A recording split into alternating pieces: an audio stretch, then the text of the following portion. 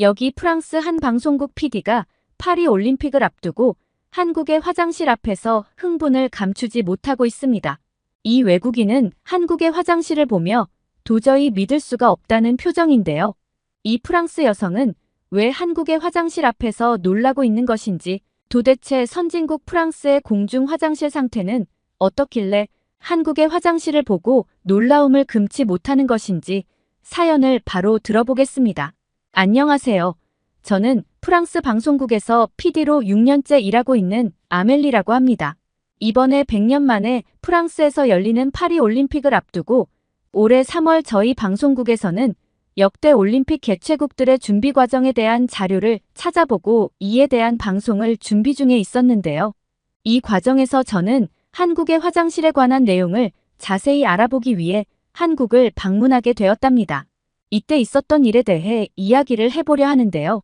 당시의 자료를 찾아본 결과 한국이 2002년 월드컵 경기 유치를 준비하던 시기에 화장실 환경 개선의 필요성을 느끼고 세계에서 가장 아름다운 화장실을 만들 생각으로 화장실 문화운동에 열심히 매진을 했다고 하더라고요. 그 결과 월드컵을 성공적으로 유치하고 화장실에 대해서도 세계인들에게 극찬을 받은 사례가 있더군요. 현재 한국의 화장실은 이제는 세계 어디에 내놓아도 최고의 화장실로 인정을 받을 정도로 선진화된 모습을 갖추게 되었습니다. 그래서 우리 방송국 팀은 한국의 화장실은 도대체 어떻길래 전 세계에서 가장 깨끗하고 훌륭한 화장실로 유명해진 건지 직접 한국에 가서 취재를 하기로 하고 한국행 비행기에 올라타게 되었답니다. 때마침 한국의 한 방송사에서 감사하게도 저희 취재에 도움을 주기로 하여 프랑스어가 가능한 한국 방송사 직원분과 함께 이동하며 편하게 취재를 할 수가 있었답니다.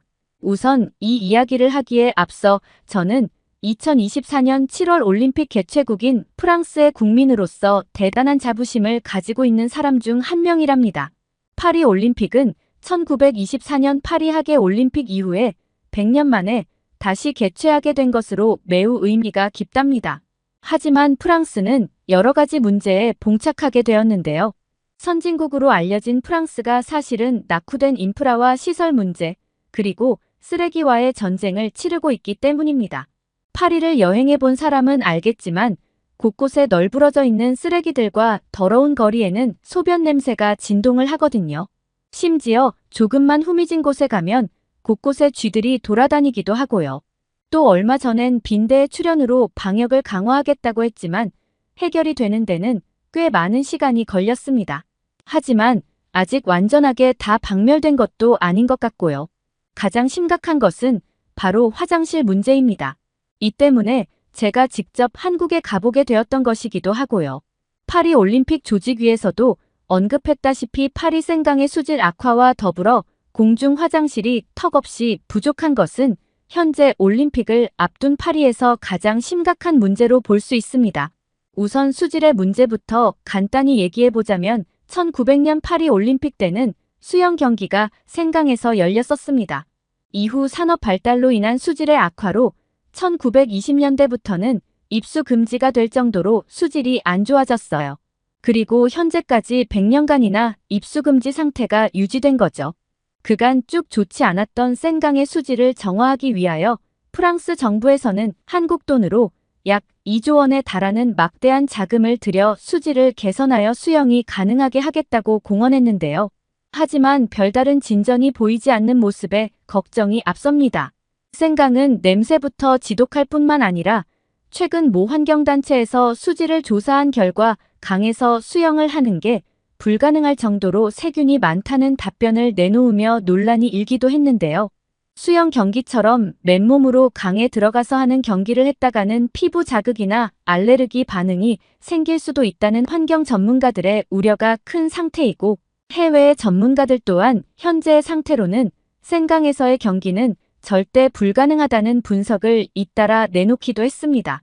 계속적으로 정화를 시도하고 있지만 이 모든 것들이 계획대로 잘 진행이 될지는 지켜봐야 할 것 같네요.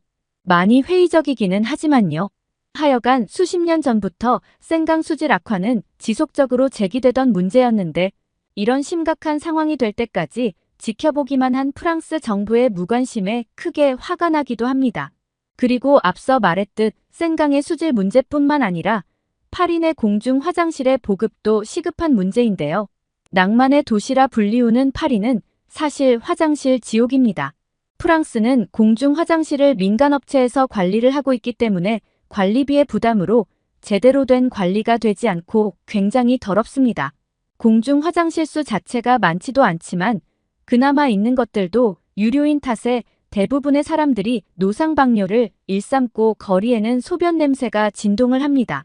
특히 구석진 골목으로 들어가면 그 냄새는 더욱 심해집니다. 이러한 길거리 악취 문제는 사실 하루 이틀의 문제가 아닌데요. 프랑스에서 대소변 냄새는 예전부터 악명이 높았습니다. 오죽하면 프랑스인들이 향수를 발전시킨 이유가 몸에 밴 이런 역한 냄새를 감추기 위한 거란 얘기까지 나올 정도니까 말 다 한 것이죠. 올림픽은 전 세계인들이 모이는 축제인데 파리에 이런 민낯이 드러나면 프랑스의 이미지가 크게 타격을 입게 될 것이 뻔하겠죠.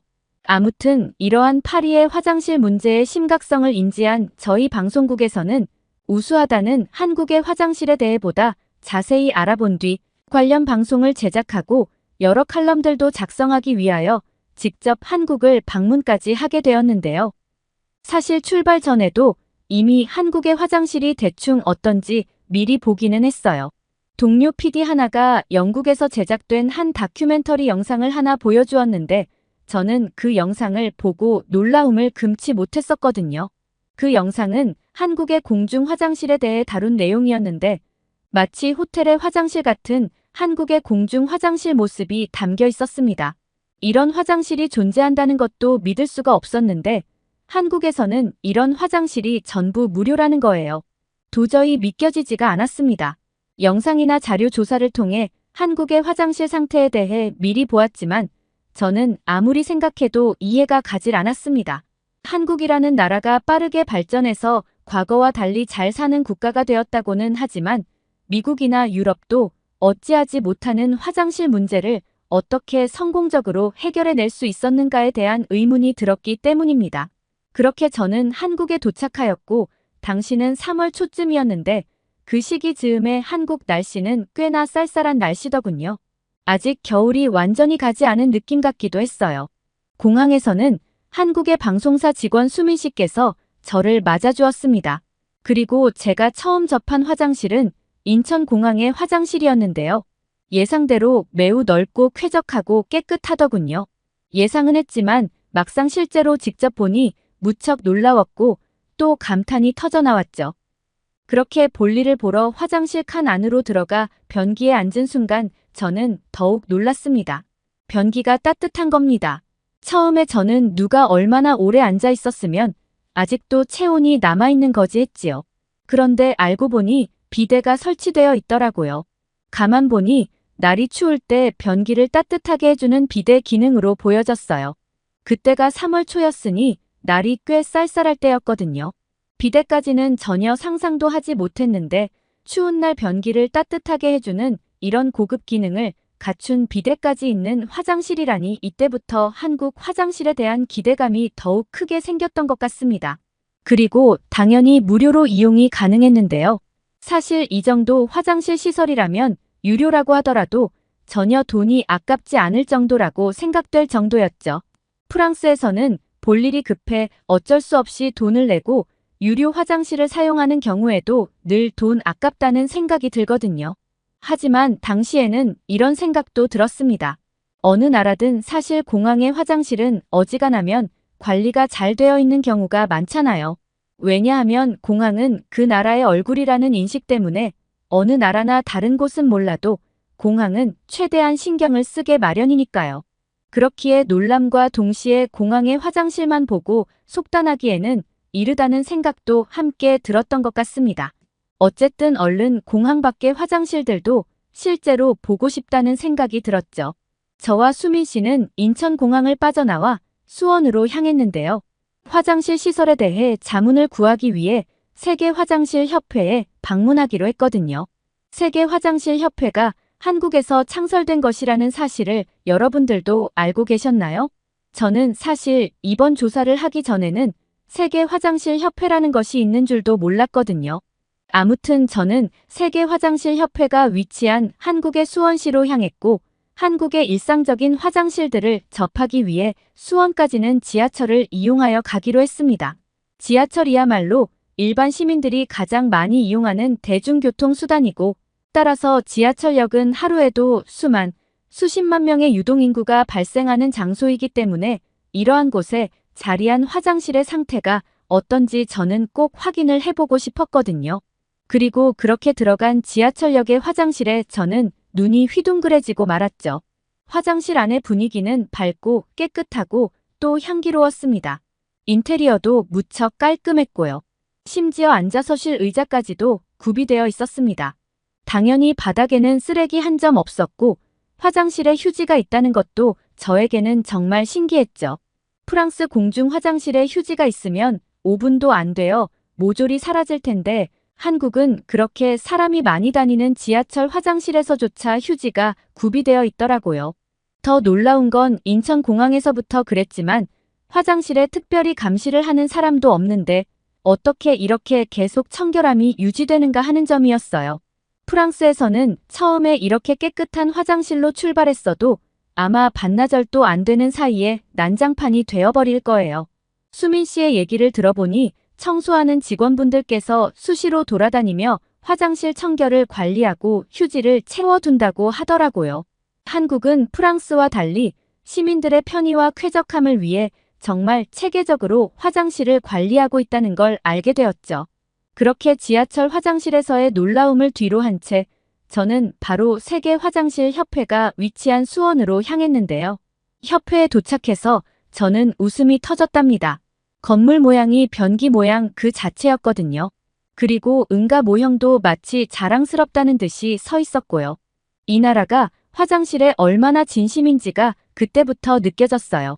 그리고 저는 협회 담당자분에게 한국은 언제부터 화장실을 이렇게 깨끗하게 관리하게 된 건지 물었습니다. 이야기를 들어보니 세계 화장실 문화의 모든 것을 바꾼 선구자가 바로 한국인이었고 수원시장을 지냈던 심재덕이라는 분인 바로 그 선구자라 하셨어요. 심재덕 전 수원시장은 2002년 월드컵 수원 경기 유치를 성사시키고서 단순히 월드컵 경기 유치만으로는 도시가 발전할 수 없다고 판단했다고 합니다. 수원이라는 도시가 세계 속의 수원으로 거듭나기 위해 의미 있는 운동 하나를 추진해야 한다고 생각했는데 그것이 바로 화장실 운동의 시작이었던 거죠. 심재덕 시장은 한 국가의 화장실은 그 국가의 얼굴이자 이미지라고 생각을 하였고 그러한 그의 판단은 결국 향후 한국의 이미지를 개선시키는데 크게 기여를 하게 되었던 정확한 판단이었죠. 앞서 지하철 화장실에서 제가 느낀 것만 해도 화장실 하나만으로도 한국이라는 나라의 이미지가 훨씬 더 깔끔하다는 느낌을 받게 되기도 했거든요. 당시 심재덕 시장은 전 세계 관람객들이 즐겁고 편안하게 월드컵을 즐기기 위해서는 한국의 화장실 문화 개선이 필요하다고 생각했는데 적극적으로 한국의 화장실 문화 개선 사업을 벌여 수원의 모든 공중 화장실을 신식으로 교체하고 또한 화장실에서 용변을 본 후 손 씻기 장려 운동을 전개하였다고 했습니다.